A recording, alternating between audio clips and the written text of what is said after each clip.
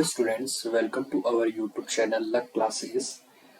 आज हम पढ़ेंगे क्लास 10th का chapter number first, real number. Okay, real number को समझने के लिए पहले आपको बाकी नंबर्स की भी डिटेल आपको पता होनी चाहिए। ओके, तो देखते हैं हम ये कैसे स्टार्ट होगा। सबसे पहले हम आज पढ़ेंगे क्या आपका नेचुरल नंबर्स। इधर देखिए, नेचुरल नंबर्स है ना। वो नेचुरल नंबर क्या होता है, देखो आपने 6th क्लास में आपने ये स्टार्ट किया होगा कि नेचुरल नंबर्स क्या होते हैं। आपके numbers which start from 1 and has no limits. ऐसे नंबर जो आपके 1 से स्टार्ट होते हैं, 1 से स्टार्ट होते हैं और कहाँ तक चलते हैं, आपके ये इनफाइनाइट तक चलते हैं। ऐसे नंबर्स को हम क्या कहते हैं, नेचुरल नंबर्स। ये बिल्कुल नंबर्स का ये क्या है, बिल्कुल आपका बेसिक है नेचुरल नंबर। ठीक है, नेचुरल नंबर आप किसे कहेंगे, जो आपके 1 से स्टार्ट होंगे और कहाँ तक चलेंगे, आपके ये इनफाइनाइट तक आपके ये चलेंगे। इसके जस्ट बाद आता है आपके क्या, होल नंबर्स। होल नंबर्स क्या होते हैं, numbers which start from 0 and has no limits. ऐसे नंबर जो कहाँ से स्टार्ट हो, आपके 0 से और कहाँ तक चले, वो भी आपके इनफाइनाइट तक चले, वो ऐसे नंबर्स क्या होते हैं, आपके होल नंबर्स। डिफरेंस क्या है देखो, नेचुरल नंबर्स में और होल नंबर्स में। तो होल नंबर्स में हम किसको इंक्लूड कर देते हैं, 0 को इंक्लूड कर देते हैं, जबकि नेचुरल नंबर्स में हम किसको इंक्लूड नहीं करते, 0 को इंक्लूड नहीं करते। ठीक है, तो नेचुरल नंबर्स किसे कहेंगे, जो 1 से स्टार्ट होते हैं, और होल नंबर्स किसे कहेंगे, जो आपके 0 से स्टार्ट आपके होते हैं और इनफाइनाइट तक आपके ये चलते जाते हैं। जिसके बाद आता है आपका क्या, इंटीजर्स। इंटीजर्स क्या होते हैं, group of whole numbers and their negative is called integers. Integers किसे कहेंगे हम, जो भी आपके होल नंबर्स है उन सबका कलेक्शन। ठीक है, जो भी आपके होल नंबर्स है उन सबका कलेक्शन और इनका नेगेटिव, मतलब अगर इनके आगे अगर आप माइनस का साइन लगाएंगे तो ये सब आपके क्या हो जाएंगे, इंटीजर्स हो जाएंगे। देखिए जैसे मैंने एग्जांपल लिखा है यहाँ पे 0, 1, 2, 3 और फिर इसके बाद में इनका क्या लिखा है, इनका नेगेटिव भी लिखा है। तो ये सब किस में आ जाएंगे, आपके इंटीजर्स में आ जाते हैं। ठीक है, देखिए क्या 0 के आगे कभी माइनस होगा, क्योंकि ये भी तो एक होल नंबर्स था। तो क्या इसके आगे भी क्या मैं 0 के आगे माइनस और प्लस लगा सकता हूँ क्या, नहीं, क्योंकि 0 क्या होता है, आपका एक न्यूट्रल नंबर होता है। 0 के आगे चाहे आप माइनस लगाइए चाहे प्लस लगाइए, इसकी वैल्यू में कोई फर्क नहीं पड़ती। ओके, इसलिए हम 0 के आगे कभी भी क्या नहीं लगाते, माइनस या प्लस का साइन हम नहीं लगाते। ओके, इसके बाद आता है आपका प्राइम नंबर्स। प्राइम नंबर्स किसे कहेंगे, numbers having exactly 2 factor 1 and itself. Prime numbers क्या होंगे, ऐसे नंबर जिनका जब हम फैक्टर करें, ठीक है, प्राइम फैक्टर करें, तो उसमें क्या होगा, आपके उसके जो भी फैक्टर्स होंगे वो क्या क्या होंगे, एक तो होगा 1 और एक क्या होगा, वो नंबर खुद इटसेल्फ होगा। ऐसे नंबर्स को हम क्या कहते हैं, प्राइम नंबर्स।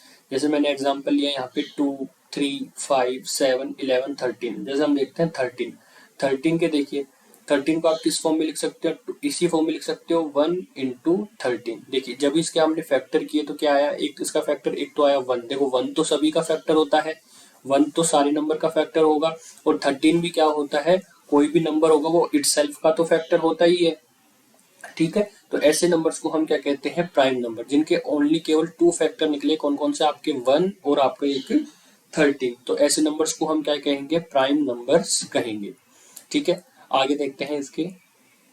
देखिए प्राइम नंबर्स के बाद में हमारा आता है composite numbers. Number having more than 2 factors are called composite number. देखो प्राइम नंबर में हमने क्या पढ़ा था, ऐसे नंबर जिनके कितने फैक्टर हो, ओनली 2 फैक्टर 1 और इटसेल्फ। कंपोजिट में जबकि नंबर क्या है, जब फैक्टर क्या हो जाए, 2 से ज्यादा आ जाए। देखो अगर 2 फैक्टर होंगे ओनली तो वो कौन सा होगा, आपका प्राइम नंबर। लेकिन अगर 2 से ज्यादा फैक्टर होंगे किसी नंबर के तो वो कौन सा होगा, आपका कंपोजिट नंबर। जैसे मैंने यहाँ पे एग्जांपल लिया है 4, 6, 25 etc। ठीक है, जैसे मैं देखता हूँ किसके, आपके 6 के। जब आप 6 के फैक्टर करते हैं तो क्या आता है, देखो सबसे पहले आप इसको 2 से डिवाइड करोगे तो कितना आएगा, आपका 3, और फिर 3 से डिवाइड करोगे कितना आ जाएगा, आपका 1। तो 6 को हम किस फॉर्म में लिख सकते हैं, देखिए 6 को हम किस फॉर्म में लिख सकते हैं, आपके 6 के जो आपके फैक्टर होंगे वो क्या क्या होंगे, 6 के जो आपके फैक्टर होंगे वो क्या क्या होंगे। देखो 6 खुद होगा इटसेल्फ, मतलब 6 किस किस से आपसे डिवाइड होगा, 1 से होगा, 2 से होगा, 3 से होगा। तो देखो मोर देन इसके कितने फैक्टर हैं, आपके 6 के जो मोर देन कितने फैक्टर हो गए, आपके 2 से। 6 भी हो गया 1, 2, 3, 4, इसके 4 फैक्टर हो गए। इसलिए 6 क्या है, एक आपका कंपोजिट नंबर है। ठीक है, नेक्स्ट देखिए, नेक्स्ट है आपकी फंडामेंटल थ्योरम ऑफ अरिथमेटिक। ठीक है, 10th क्लास में आपकी ये थ्योरम आती है, फंडामेंटल थ्योरम ऑफ अरिथमेटिक। क्या होता है देखो, ये every composite numbers are expressed as a product of prime number. जितने भी, ठीक है, इस वर्ल्ड में जितने भी आपके कंपोजिट नंबर है, हम उसको किसके फॉर्म में डिनोट कर सकते हैं, प्राइम नंबर्स के फॉर्म में हम इसको डिनोट कर सकते हैं। जैसे जैसे हम आपके सामने लिखते हैं, एक नंबर हो गया जैसे 18। ठीक है, 18 क्या है, एक आपका कंपोजिट नंबर है। ठीक है, लेकिन हम इसको किस तरीके से लिख सकते हैं, देखो जब आप 18 के इसको प्राइम फैक्टर करोगे तो क्या आएगा, सबसे पहले आपने 2 से डिवाइड किया, कितना आया आपका 9। देन फिर आपने इसको किससे डिवाइड किया, 3 से डिवाइड किया तो कितना आया आपका 3। और देन फिर वापस आपने इसको 3 से डिवाइड किया तो कितना आ गया। तो 18 को देखो हम किस फॉर्म में लिख सकते हैं, 2 मल्टीप्लाई 3 मल्टीप्लाई 3 मल्टीप्लाई और 1 आपको लिखना है तो लिखिए, नहीं तो 1 की कोई आपकी नीड नहीं है। ठीक है, तो देखो 18, देखो 2 क्या है, एक आपका प्राइम नंबर है, 3 भी क्या है आपका प्राइम नंबर है, और ये वाला 3 भी क्या है आपका एक प्राइम नंबर है। इसका मतलब क्या हुआ, हम किसी भी कंपोजिट नंबर को किसके फॉर्म में डिनोट कर सकते हैं, हम उनको प्राइम नंबर की फॉर्म में हम उनको डिनोट कर सकते हैं। ठीक है, नेक्स्ट चीज है आपकी को प्राइम नंबर्स। ठीक है, पहले आपने पढ़ा था प्राइम नंबर्स, अब आप पढ़ रहे हैं क्या, को prime numbers. What is co-prime numbers? Two numbers are said to be co-prime numbers if they do not have a common factor other than 1. HCF of co-prime is 1। मतलब देखो को-प्राइम नंबर्स कौन से होंगे, ऐसे टू नंबर्स का pair. ठीक है, ये हमेशा पेयर में होंगे, ऐसे टू नंबर्स का पेयर जिसका जो भी, जब भी हम इसका HCF निकालेंगे, हाईएस्ट कॉमन फैक्टर निकालेंगे, तो वो हमेशा क्या होगा, 1।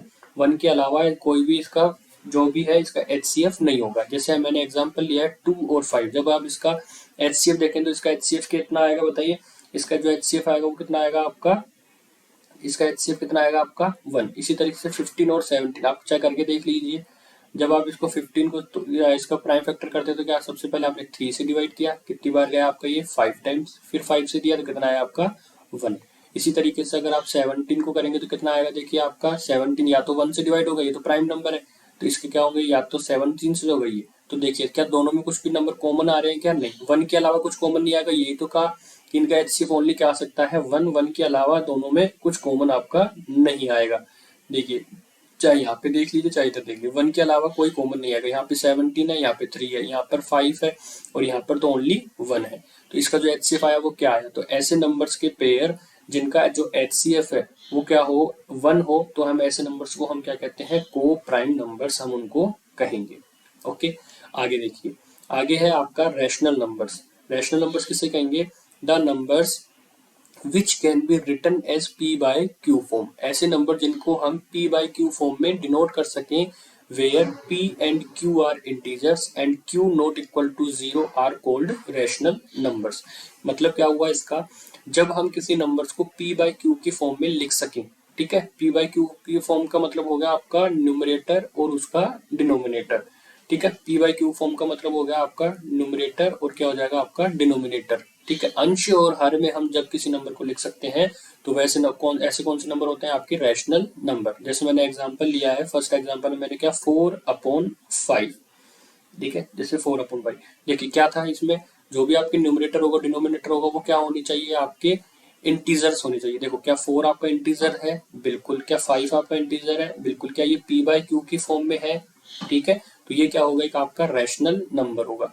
इसी तरीके से मैंने दूसरी बार में क्या लिया, इसका नेगेटिव ले लिया। ठीक है, क्योंकि ये भी तो एक इंटीजर है, -4 क्या है एक आपका, ये भी तो इंटीजर है, और 5 क्या है पॉजिटिव और इंटीजर तो है ना, और हम इसको किसके फॉर्म में लिख दिया है, पी बाय क्यू की फॉर्म में हमने इसको डिनोट कर दिया। तो ये नंबर भी क्या होगा आपका रैशनल नंबर। नेक्स्ट नंबर लिया है हमने कौन सा, 22/7। 22/7 बताइए ये क्या है, रैशनल नंबर है ये भी। कैसे, जैसे 22 क्या है आपका, एक 22 क्या है आपका पॉजिटिव ऑड इंटीजर है, 7 क्या है पॉजिटिव ऑड इंटीजर है, और ये पी बाई क्यू की फॉर्म में आपका डिनोट है, तो हम इसको भी क्या कहेंगे, रैशनल नंबर कहेंगे। ठीक है, इसके जस्ट आता है एक आपका इर्रेशनल नंबर। इर्रेशनल नंबर किसे कहेंगे हम, the number which can not be written in the form of P by Q form. ठीक है, रैशनल नंबर में क्या था, जिसको हम पी बाई क्यू के फॉर्म में लिख सके, और इर्रेशनल क्या, जिसे हम पी बाई क्यू की फॉर्म में हम इसको नहीं लिख सकते। देखिए और देखिए इधर रैशनल नंबर्स में, जैसे मैंने एक आपके सामने एक नंबर लिखता हूँ, जैसे मैं आपका टू।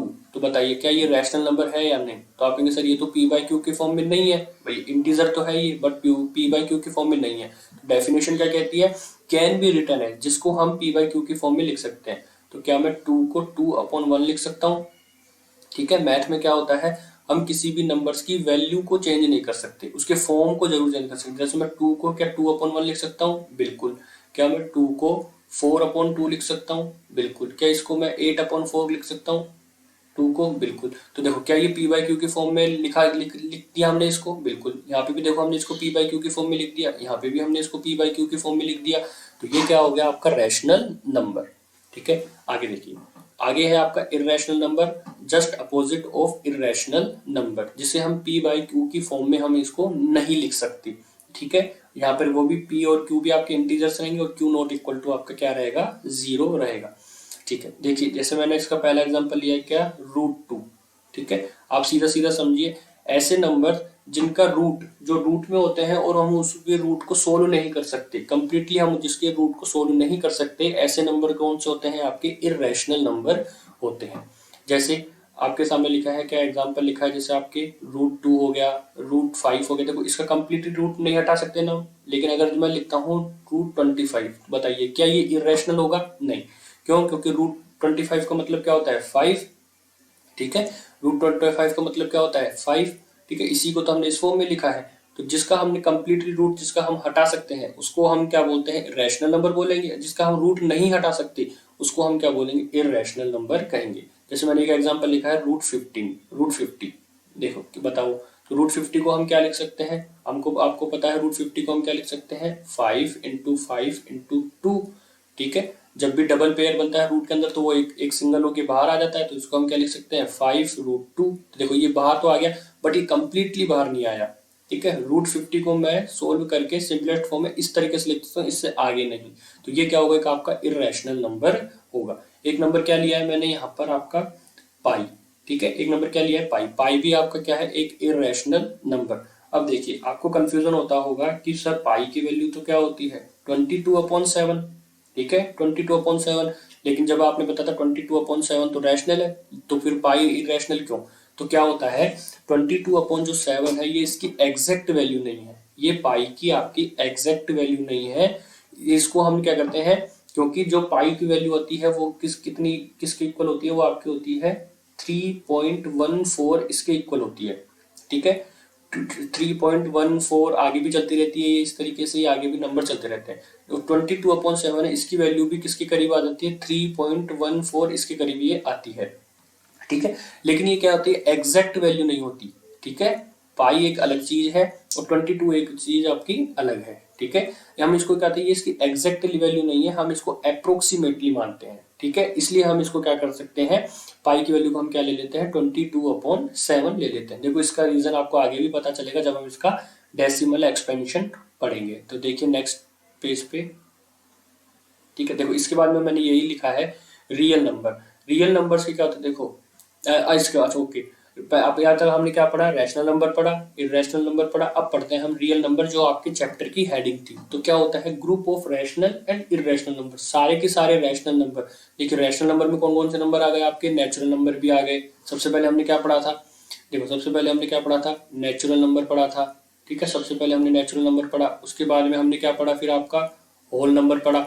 होल नंबर में सारे कौन से आ जाते हैं आपके? जो होल नंबर है वो किस में आ जाते हैं आपके? इंटीजर। इंटीजर के बाद में हमने क्या पढ़ा? इसका रैशनल नंबर पढ़े। ठीक है, रैशनल नंबर पढ़े, ये तो हो गया। और रैशनल, इसके बाद में हमने क्या पढ़ा? फिर आपका एक ये इर्रेशनल नंबर आपके पढ़े। तो इन दोनों का जो ऑल पूरा ग्रुप है, ठीक है, इसी को हम क्या बोलते हैं? Real number.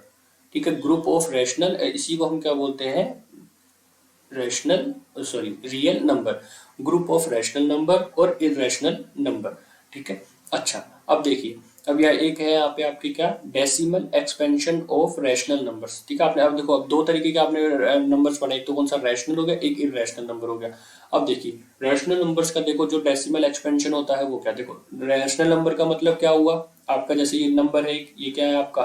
2/5। देखो जब आप इसको कंप्लीटली सोल्व करोगे, ठीक है, जब आप इसको कंप्लीटली सोल्व करोगे, जैसे मैंने दिया, देखो 5 को मैंने यहाँ पे 2/5 की मतलब क्या है? यहाँ पे देखो उल्टा लिख दिया है हमने थोड़ा सा यहाँ पे। ठीक है, आप इसको यहाँ पे 5 ले लीजिए और यहाँ पे इसको 2 ले लीजिए। ठीक है, जब मैं 5 को 2 से डिवाइड करता हूँ तो देखो मेरा ये पॉइंट के बाद में, दशमलव के बाद में ये क्या आ गया आपका, ये 5 आके ये यहाँ पर रुक गया। देखो 2 को आपने 2 से डिवाइड, 2 को 2 बार बोला तो कितना आया आपका 4, फिर कितना आया आपका 1, फिर यहाँ पर आपके पॉइंट आई और यहाँ पर क्या आया आपका 0 लिख सकते हैं। और ये कंप्लीटली ये क्या हो गया, ये हो गया। इसी तरीके से हमने यहाँ पर किया क्या, 35/25 इसको भी किया। तो देखो इसका मतलब क्या होता है, देखो रैशनल नंबर्स के जो डेसिमल एक्सपेंशन है वो दो तरीके के होते हैं। एक तो कौन सा होता है आपका टर्मिनेटिंग और एक कौन सा होता है आपका नॉन टर्मिनेटिंग बट रिकरिंग। ठीक है, रैशनल नंबर को पहचानने का ये भी एक तरीका है कि हम उसका डेसिमल एक्सपेंशन देख ले। ठीक है, तो रैशनल नंबर के डेसिमल एक्सपेंशन कैसे कैसे होंगे, एक तो होगा जो पॉइंट के बाद में रुक जाएगा, मतलब उसका कंप्लीटली डिवाइड होगा। ठीक है, वो पॉइंट से पहले भी रुक सकता है और पॉइंट के बाद में लेकिन वो रुक जाएगा। जैसे मैंने यहाँ पर 5 को 2 से डिवाइड किया तो ये देखो क्या होगा, कंप्लीटली डिवाइड, पॉइंट के बाद में ये कंप्लीटली डिवाइड हो गया, ये रुक गया। टर्मिनेटिंग का मतलब भी क्या होता है, हिंदी में इसको हम क्या कहते हैं, शांत आवर्ती, शांत आवर्ती दशमलव, शांत दशमलव आवर्ती, इस तरीके से इसको कुछ हम कहते हैं। इंग्लिश में कहते हैं हम इसको टर्मिनेटिंग, मतलब ये शांत हो जाता है। ठीक है, देखो जैसे मैंने यहाँ पे 35 को 25 से डिवाइड किया तो ये भी क्या हुआ, पॉइंट के बाद में कंप्लीटली डिवाइड हो गया।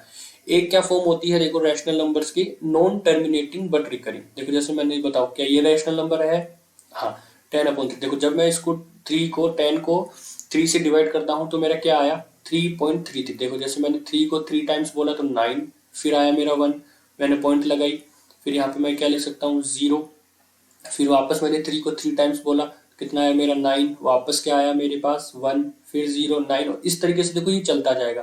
3.33, फिर 3 आएगा, फिर 3 आएगा, फिर 3 आएगा।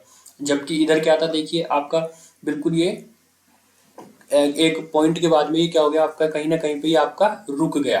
ठीक है, पॉइंट के बाद में ये क्या हो गया आपका, रुक गया। जबकि ये रुक नहीं रहा, देखो ये चलता जा रहा है, चलता जा रहा है। इसको हम किस फॉर्म में लिख सकते हैं, जैसे 3, और ये 3 बार बार में आ रहा है ना, देखो 3 तो इसके ऊपर हम क्या लगाते हैं कि ये बार। ठीक है, इसको हम क्या बोलते हैं, बार का साइन बोलते हैं, मतलब ये बार बार में आपका ये रिपीट हो रहा है। तो आपने क्या समझा, रैशनल नंबर के देखो जो आपके डेसिमल एक्सपेंशन है वो दो तरीके के होते हैं। फर्स्ट आपने क्या समझा, टर्मिनेटिंग, और दूसरे क्या समझा आपने, non terminating but recurring decimal expansion. ठीक है, अब देखो आपकी होगी रुकेगा कब, मतलब पॉइंट के बाद में हम कैसे पता लगा सकते हैं कि पॉइंट के बाद में ये रुक जाएगा, मतलब कंप्लीटली डिवाइड होगा या नहीं। तो इसके लिए क्या होता है, देखो denominator of terminating rational number is in the form of 2 की पावर m, 5 की पावर n और 2 की पावर m इंटू 5 की पावर n में हो सकती है। जैसे मैं आपके सामने एक नंबर लिखता हूँ, सपोज कीजिए मैंने एक आपके सामने लिखा 75/125। तो क्या आप इसको देखते ही बता सकते हैं कि ये इसका जो डेसिमल एक्सपेंशन हो गया, रैशनल नंबर तो है, क्या इसका डेसिमल एक्सपेंशन रैशनल होगा, सॉरी टर्मिनेटिंग होगा या नॉन टर्मिनेटिंग बट रिकरिंग होगा। तो आप कैसे कह सकते हैं, जो भी इसका डिनोमिनेटर है आप इसके फैक्टर कर सकते हैं। देखिए जैसे 125 को मैं हम क्या लिख सकते हैं, 5 × 5 × 5। तो अगर डिनोमिनेटर किस फॉर्म में है, 5 की पावर m, मतलब या तो उसके डिनोमिनेटर में ओनली 5 है या उसके डिनोमिनेटर में ओनली 2 इस तरीके से है, या 2 और 5 दोनों भी एक साथ आ सकते हैं। ठीक है, तो ऐसे नंबर्स को जो भी डेसिमल एक्सपेंशन होगा वो क्या होगा आपका, टर्मिनेटिंग होगा, मतलब वो पॉइंट के बाद में कहाँ पे वो आपका शांत हो जाएगा, रुक जाएगा। लेकिन जब जैसे देखो, जैसे अब एक नंबर लेता हूं मैं यहाँ पे आपका इस तरीके से नंबर ले लेते हैं, जैसे आपका ले लिया 47/21। तो आप इसको क्या देख के बता सकते हैं कि ये क्या कंप्लीटली डिवाइड होगा या नहीं। तो कैसे देख सकते हैं हम इसका, हम 21 के क्या देख सकते हैं, डिनोमिनेटर के हम क्या देख सकते हैं, इसके फैक्टर करके देख सकते हैं। तो इसके फैक्टर क्या होंगे, 3 × 7। बताइए क्या इसमें कहीं भी 2 आया, क्या ओनली 2 आना चाहिए, या 5 आ जाए, या 2 आ जाए, या 2 और 5 आ जाए, इसके अलावा कोई भी नंबर आपका नहीं आना चाहिए। तो देखो आप यहाँ पे ना तो 2 आ रहा है और ना ही यहाँ पे आपका 5 आ रहा है। इसका मतलब आप क्या कहेंगे, ये कभी भी क्या नहीं होगा, शांत, ये टर्मिनेटिंग नहीं होगा, ये कैसा होगा, non terminating but recurring decimal expansion इसका होगा। जैसे एक एग्जांपल और ले सकते हैं हम इसका।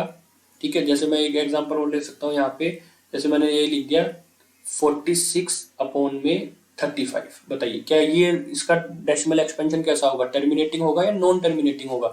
तो हम कैसे देखेंगे इसका, 35 के हम क्या करेंगे, फैक्टर करेंगे।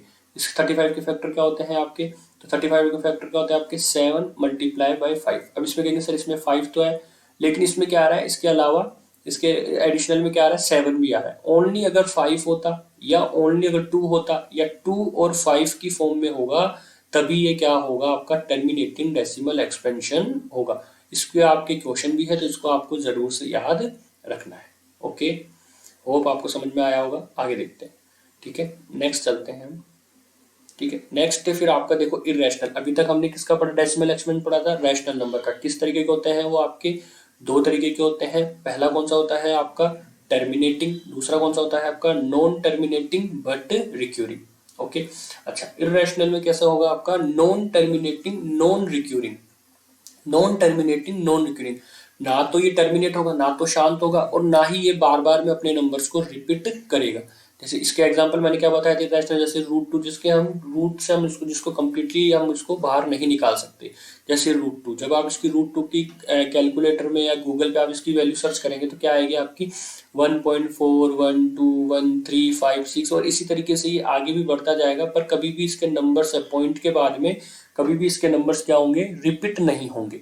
ठीक है, तो रूट 2 क्या होगा, एक आपका इरेशनल नंबर होगा।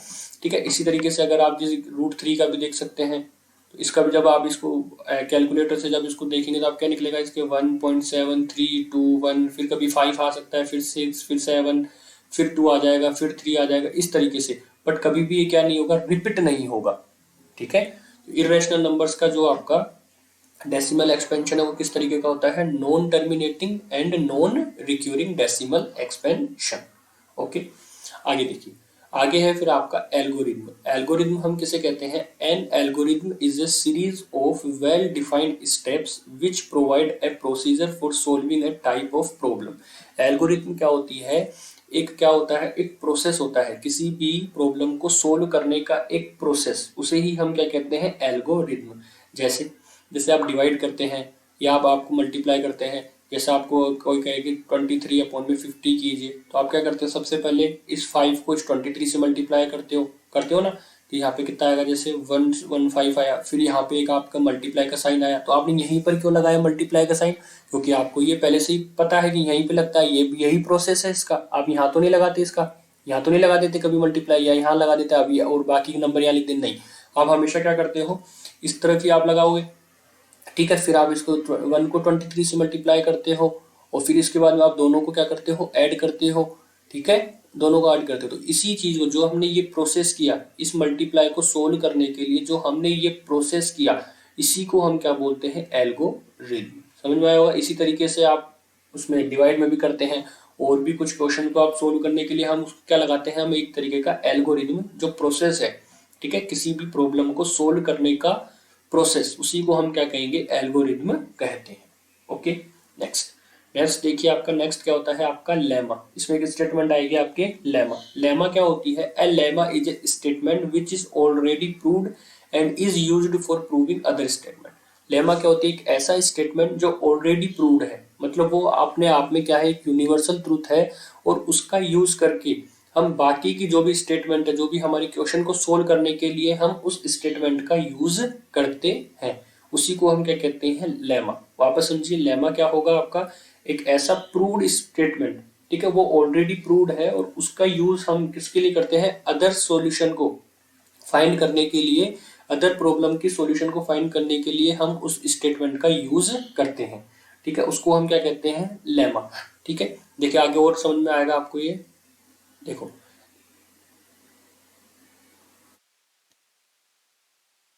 आगे देखिए, आगे फिर आपके देखो, ये फर्स्ट जो थ्योरम आती है आपके 10th क्लास में फर्स्ट चैप्टर में, वो क्या है, आपकी यूक्लिड डिवीजन थ्योरम। देखो इसी को कभी थ्योरम भी कह देते हैं, इसी को लेमा कह देते हैं, और इसी को कभी आपके एल्गोरिथम भी कह देते हैं। ठीक है, मतलब ये क्या होगा, देखो एल्गोरिथम मैंने बनाया था, ये क्या होता है, एक तरीके का प्रोसेस है, किसी प्रॉब्लम को सोल्व करने का प्रोसेस, उसी को हम क्या कहते हैं, एल्गोरिथम कहते हैं।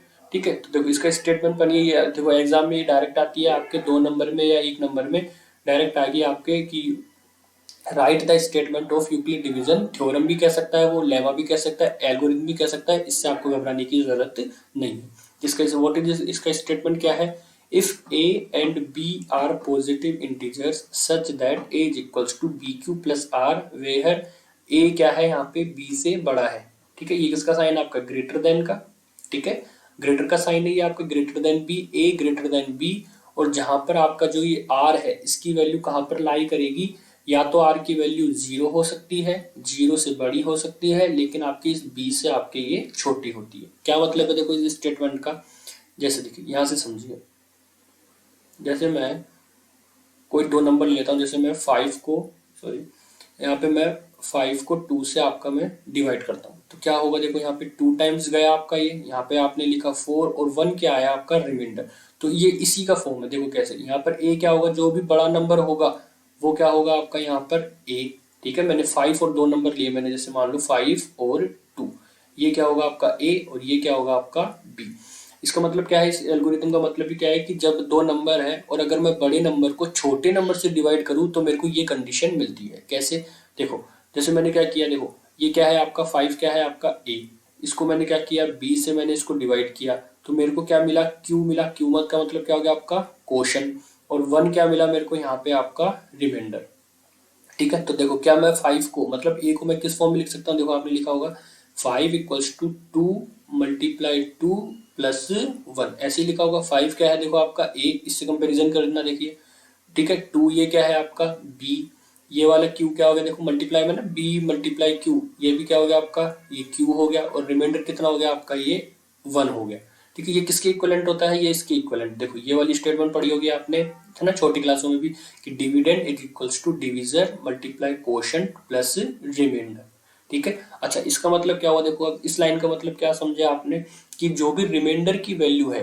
जो भी आपकी रिमाइंडर की वैल्यू है वो तो 0 हो सकती है या 0 से बड़ी हो सकती है, लेकिन वो हमेशा किससे छोटी होगी, आपके किससे छोटी होगी, वो आपके हमेशा डिवीजर से वो आपके हमेशा छोटी होगी। कैसे, देखिए यहाँ पे जैसे आपका रिमाइंडर क्या आया 1, जैसे मैं एक और एग्जांपल लेता हूँ, जैसे मान लो मैं 10 को 2 से डिवाइड करता हूँ तो कितना आएगा आपका 2 5 जा 10, और ये कंप्लीटली डिवाइड 0 रिमाइंडर, ठीक है। तो देखो रिमाइंडर की वैल्यू क्या आ सकती है, देखो यहाँ पे जैसे रिमाइंडर की वैल्यू क्या आई, यहाँ पे देखो रिमाइंडर की वैल्यू क्या आई 0, और ये हमेशा किससे छोटी होगी, ये इस वाले नंबर से हमेशा छोटा होगा।